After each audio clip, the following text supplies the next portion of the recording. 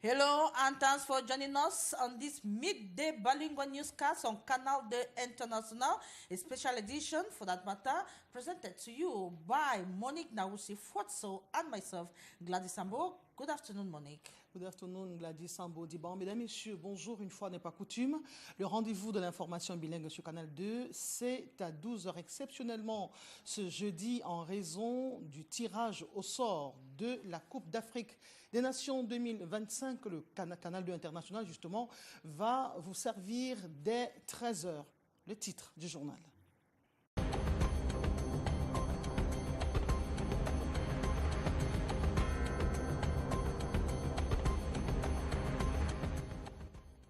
Maurice Kamto, Cabral Libi et Jean-Michel Nietzsche dans le collimateur de Paula Tanganji, président la sémestrielle des gouverneurs des régions. Le ministre de l'administration territoriale a mis en garde ses leaders politiques contre tout désordre qui émanerait de leur part pendant cette période préélectorale.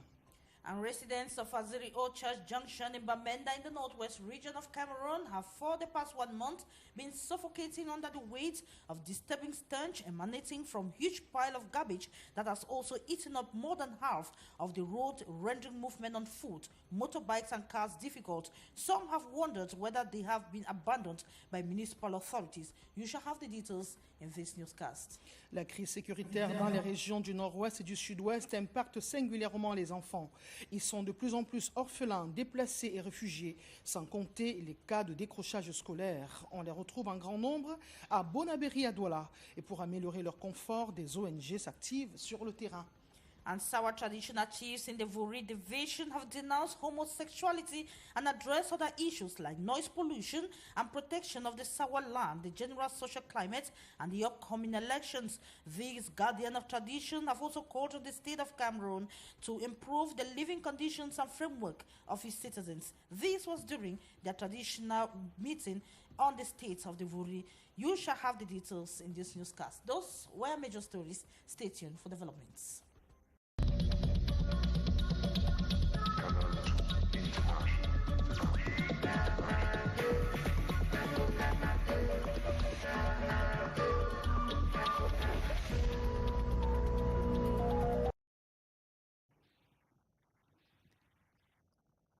Nous ouvrons ce journal dans la langue de Shakespeare avec vous, Gladys Sambo Diban. On parle de santé dans la région du nord-ouest de Cameroun.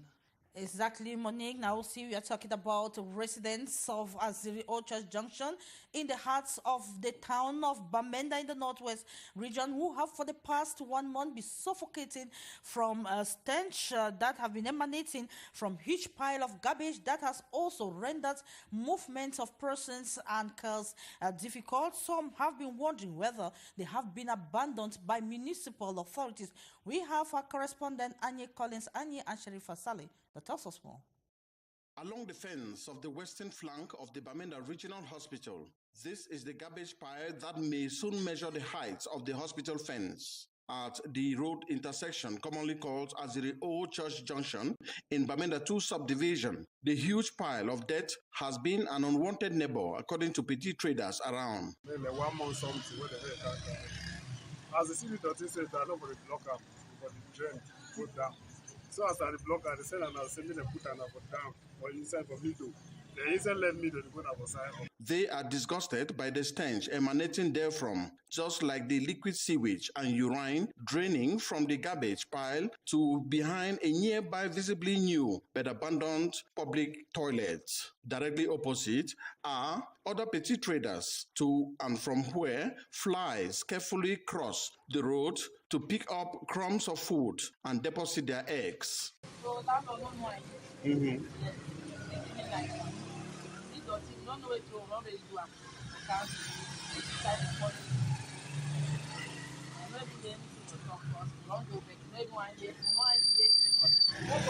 The big size of the rubbish having narrowed down the road to a single lane, there are risks of road accidents as the people cry out to government if truly the city council has abandoned them. No, don't try for even try for say try for manage the dirty for the way we manage. I will not even try for manage the dirty. Don't even try for the government. Say me and them try for no manage even before. If it is true that as neighbors to the regional hospital, the surrounding population will easily have access into the hospital for treatment, it may not be true that they easily foot the health bills for the airborne or other diseases contracted from simple man-made causes. Thank you so much, Anya Collins. Anya from Bamenda. And Cameroon saw a remarkable increase in oil revenues in 2023. These saw an unprecedented increase of 877 billion francs CFA, which increased or surpassed the budgetary forecast by 35.2 billion francs CFA. Our report tells us that this unexpected revenue boost is as a result of increase in the prices of the final finished oil products. You shall be having the details in this newscast. Cameroon's oil revenue reached a record high in 2023, exceeding initial budgetary projections by a significant margin. The Ministry of Finance reported a total of 877 billion francs CFA in oil revenue, surpassing the forecast by 35.2 billion francs CFA. This surge can be attributed to a confluence of factors, primarily the increased prices of refined oil products.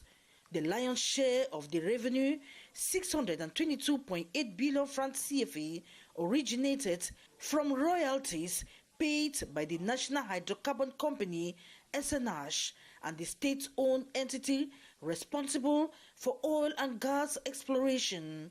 Taxes levied on oil companies contributed an additional 253.2 billion francs CFA.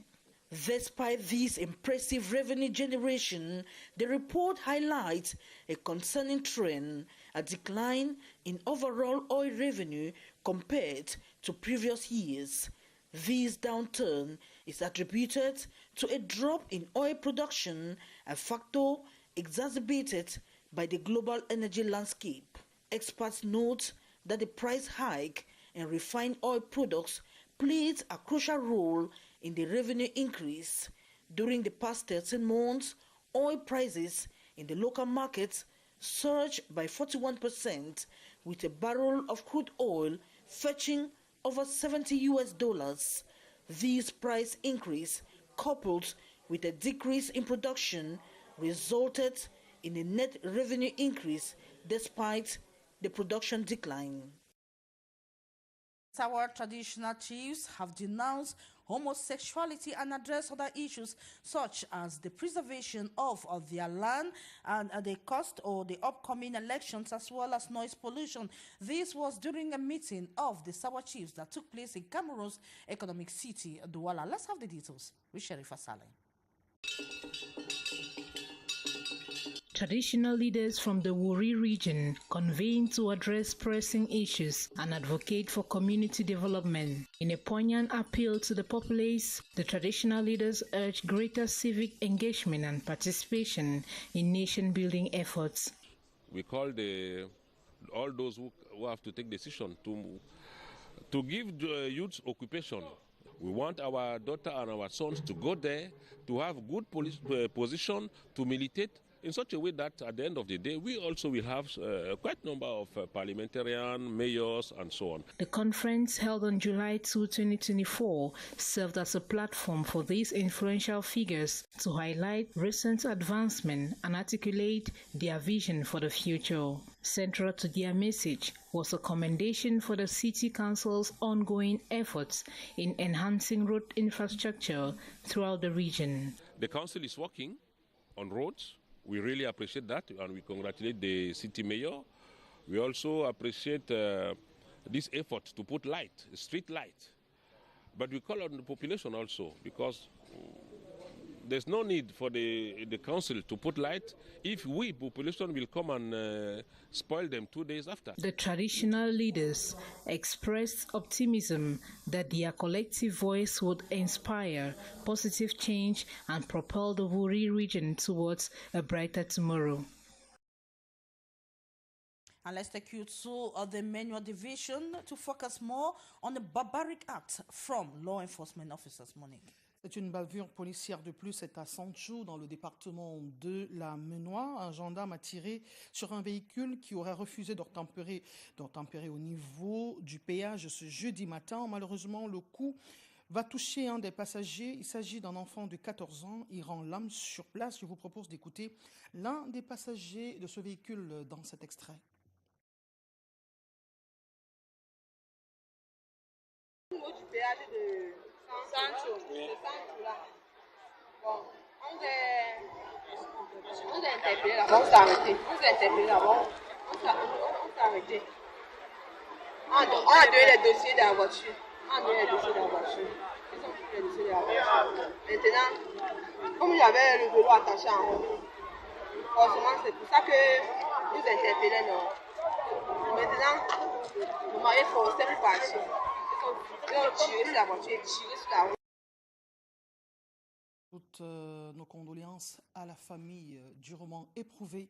Activité au Parlement. Le Sénat vient à son tour de ratifier deux projets de loi, l'un autorisant le président de la République à procéder à l'adhésion du Cameroun à la Convention internationale sur la protection des artistes, interprètes ou exécutants des productions de phonogrammes et organismes de radiodiffusion, et celui autorisant le président de la République à ratifier l'accord sur le transport aérien entre le Canada et le Cameroun. Au fond de l'examen de ce texte, des préoccupations relatives à l'immigration canadienne. Delphine Foncoutene. La Camerco ne vole pas haut dans le ciel du Sénat. Les représentants des collectivités territoriales décentralisées déplorent la qualité de service rendu là-bas. Le service laisse à désirer.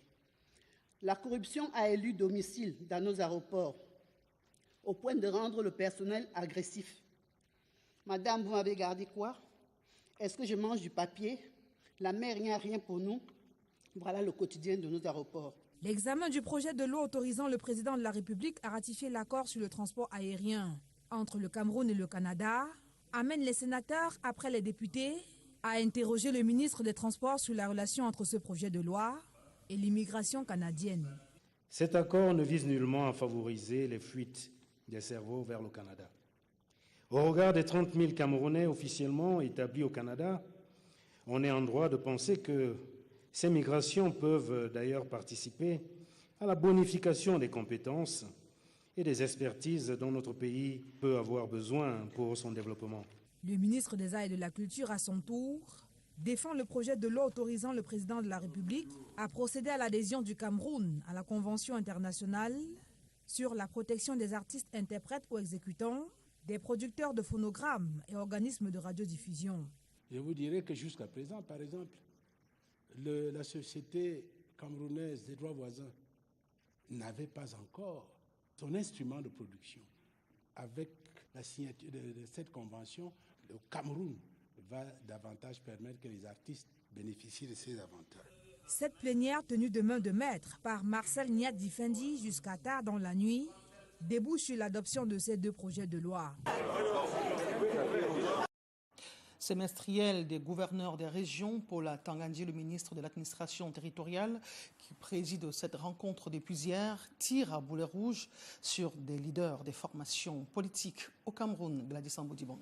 Of course, Monique, the Minister of Territorial Administration, Paul Tangandji, has told Maurice Kamto of the MRC party that his boycott of the 2020 elections put him out of the 2025 elections. He also warned Jean-Michel Ninche and Cabra Libi for their disorder within political scene. He was speaking yesterday at the opening of the governors' meeting that took place in the Central region. The details with Hysan Chia. Before the governors, political actors and media representatives on July 3rd in Yaoundé, the Minister of Territorial Administration, Paul Tangandji, stated that Maurice Kamto and the Cameroon Renaissance Movement, by boycotting the 2020 municipal and legislative elections, had long decided their fate of not participating in the 2025 presidential election. Non seulement il a décidé de boycotter les élections législatives et municipales de 2020. He decided in 2020 not to prepare for the 2025 presidential elections. Boycotting the municipal and legislative elections was a clear decision. He is conscious of the decision and the consequences of the act. That was a blunder, and he has himself to blame. The laws of the Republic are there and shall be respected. Politics is not child's play. He is out of the game. Alors, il s'est mis hors jeu. Les gens ont dit en anglais, assumez your bet, so shall you lie on it. And in the same light, the MINAT boss puts on guard Cabral Libil regarding the leadership situation of the PCRN. Il n'y a pas de polémique. Il s'agit de quelqu'un qui a créé son parti politique. I want to make it clear that there is no polemics in the PCRN. Someone created a party and permitted another to join to go to the National Assembly under clear clauses. A babysitter cannot become the mother of the child. Even if the babysitter wants to claim ownership of the child she is taking care of, a DNA test is required to prove the true mother of the child. In this case, the DNA test is at MINAT. Robert Kona is a creator and owner of the party.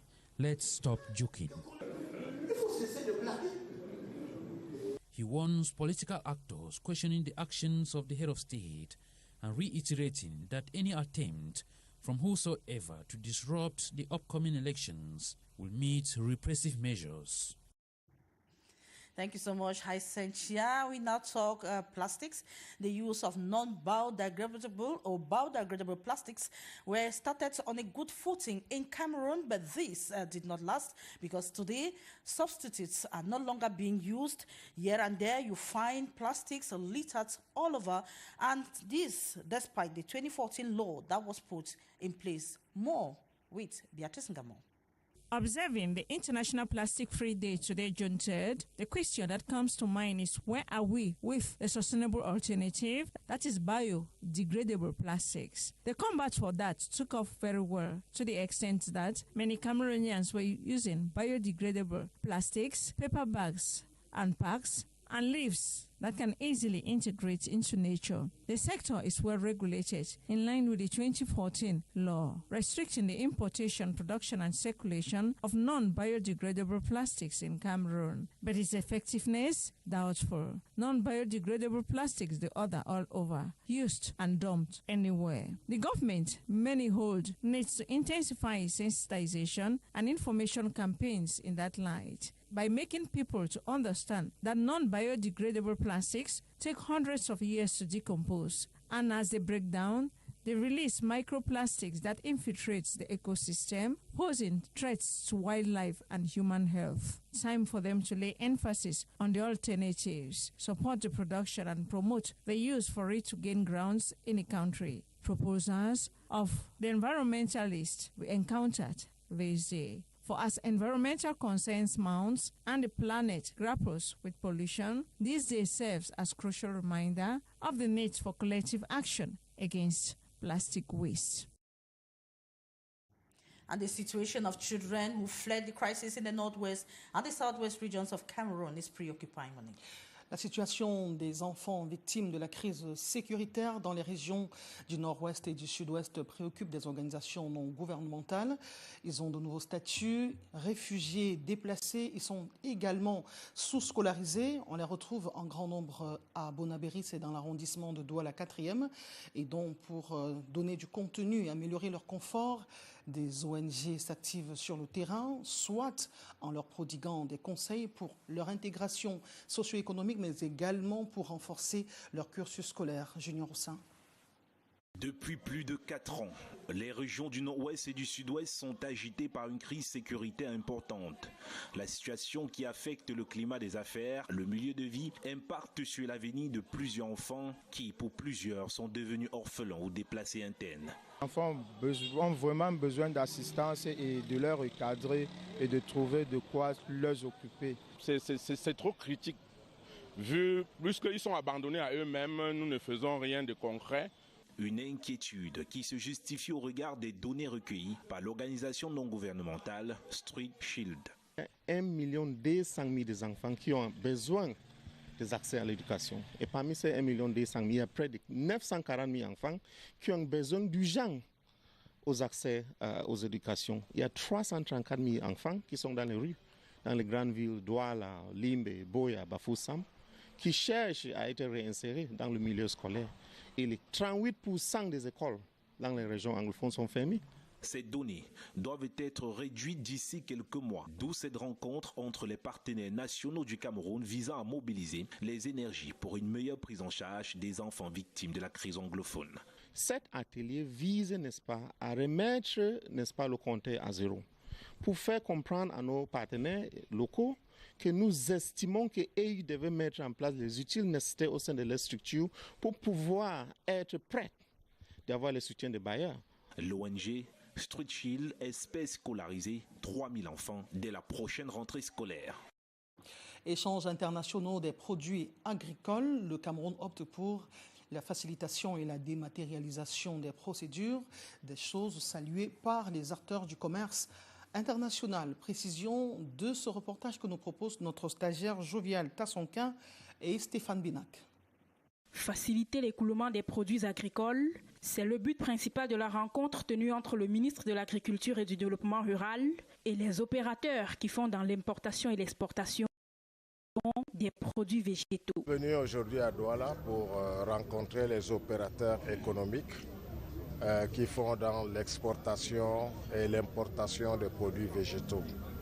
On entend par là les bois, le cacao, le café, le coton, le riz, le blé, tous les autres produits végétaux qui sont susceptibles de subir un contrôle phytosanitaire.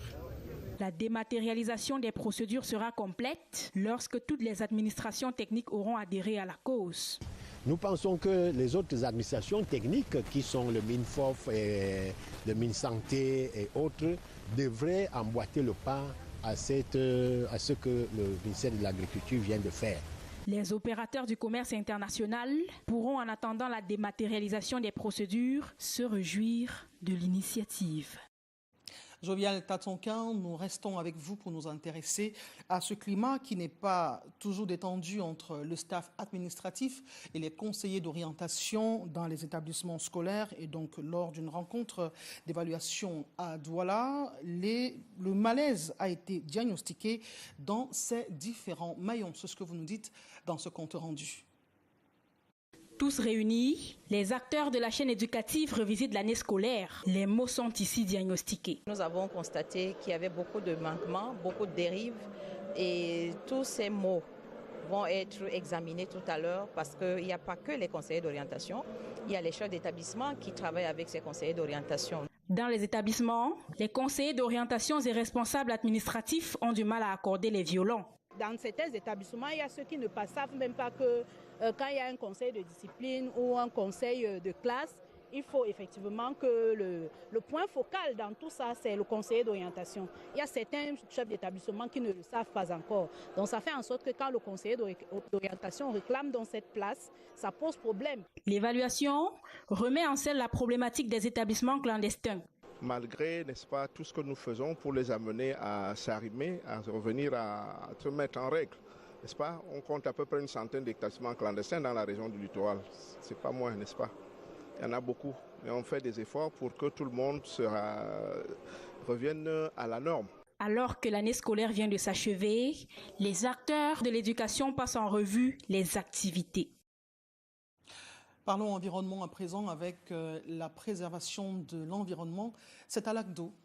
Exactly, Monique. Authorities have been deployed or have deployed a new surveillance team precisely at Lake Lagdo in the north region of Cameroon to prevent poachers and actually to implement or enforce the biological rest period in order to preserve local fingerlings. Let's have more with Morindi.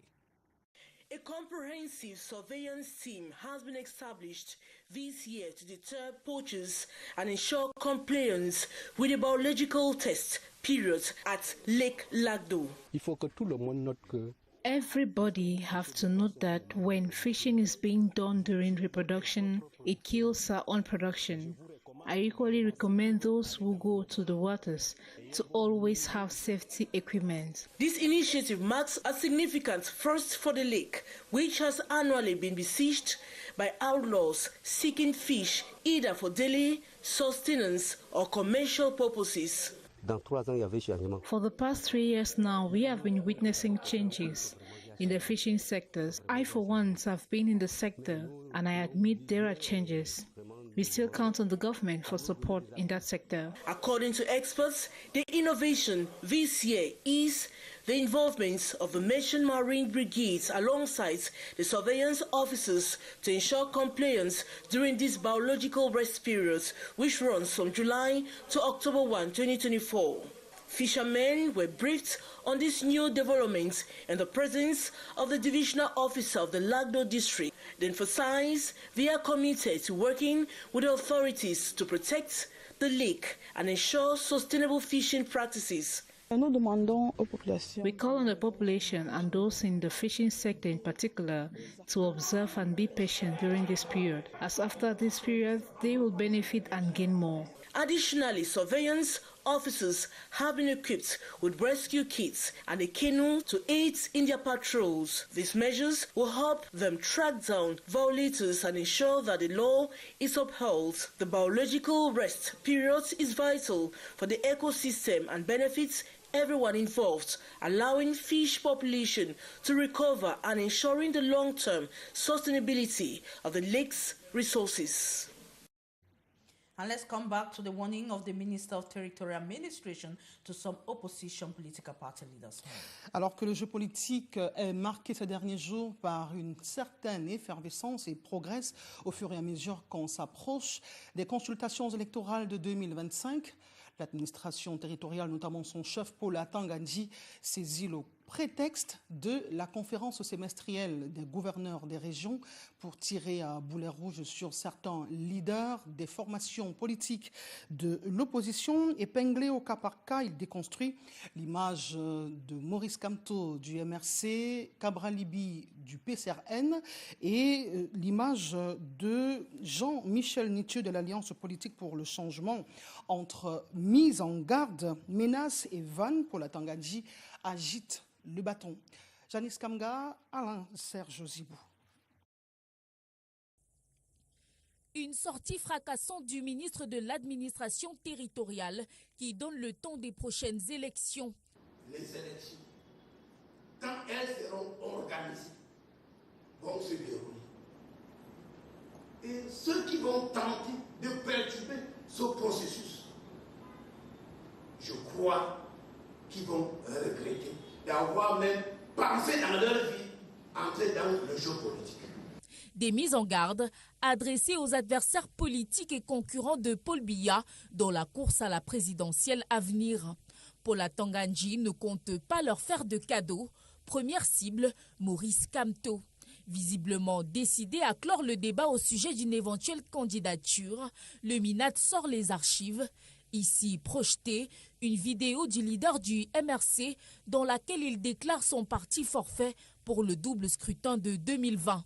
Il sera pris au mot. Une posture irresponsable, un comportement anti-républicain, un acte de défiance selon les termes employés par le MINAT. L'épisode de 2020 semble lui être resté en travers de la gorge et les récentes sorties de l'opposant n'ont rien arrangé. Il y en a qui travaillent pour la paix, il y en a qui travaillent pour la tranquillité, mais il y en a qui prêchent le chaos et le désordre.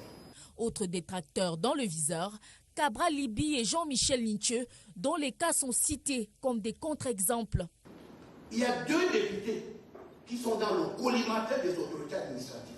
Je vais être clair. Et ces députés donc à bien se tenir. Sur un ton sarcastique, Paul Atangandji les met également en garde contre toute attitude conspirationniste.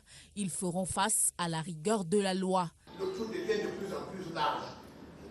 Mais quand vous tombez dans votre propre trou, l'autorité administrative, s'il verse la terre, il va vous voir souffrir avant de mourir. Nous sommes des chrétiens, on n'aime pas voir les gens souffrir. On va cimenter une fois, on met le ciment. C'est le béton, on met le ciment une fois, comme ça on vous oublie. Son recadrage va aussi à l'endroit des patrons de presse convoqués exceptionnellement à ces travaux. Ils devront encadrer la conduite des émissions de débat sur leurs antennes. Les critiques, écarts de langage et outrages à l'égard du président de la République ne seront pas tolérés.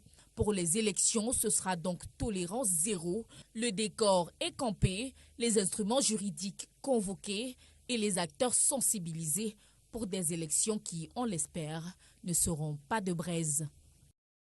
Fin du 13h bilingue, fin du 12h bilingue sur Canal 2 international. Vous l'avez compris, question d'habitude. Mesdames, Messieurs, merci d'avoir été des nôtres. Ne manquez pas le plateau spécial tirage au sort éliminatoire Cannes 2025. C'est tout à l'heure à 13h sur Canal 2 international. Gadi Sambodibang, bonne journée. Good day, Monique. Now, so it was actually a pleasure knowing you are watching this exceptional news we had at midday today instead of the usual 1 p.m. It is as a result of draws for the African Nations Cup that will take place in 2025. Stay tuned to programs on Canal 2.